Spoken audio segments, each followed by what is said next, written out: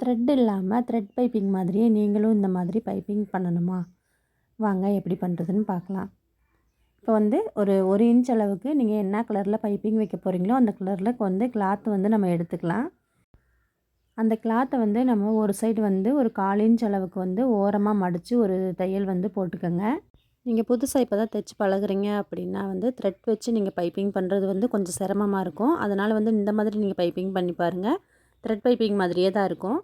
இப்போ நம்ம கையை வந்து அடித்து திருப்பி வச்சுருக்குறோம். இப்போ ராங் சைடு வந்து நம்ம எடுத்துக்கலாம். அந்த கையை நம்ம தைச்சி வச்சுருக்க பக்கம் வந்து ராங் சைடு மேலே வந்து தெரிகிற மாதிரி வச்சுட்டு கீழே வந்து நம்ம அந்த கிளாத் வந்து தைச்சி வச்சுருந்தோம்ல, அந்த 1 இன்ச் கிளாத்து அதை வந்து கீழே வச்சுட்டு அந்த எட்ஜில் வந்து தையல் போடுங்க. இப்போ நான் வீடியோவில் காட்டுறேன்னு பாருங்கள். அதே மாதிரி கீழே வந்து ரொம்ப எட்ஜில் தையல் போட்டிங்க அப்படின்னா தான் வந்து மேலே நம்ம திருப்புறப்ப பைப்பிங் வந்து ரொம்ப சன்னமாக இருக்கும். இல்லைன்னா பைப்பிங் வந்து கொஞ்சம் பெருசாக இருக்கும். பார்க்குறதுக்கு அவ்வளோக்கா நல்லா இருக்காது.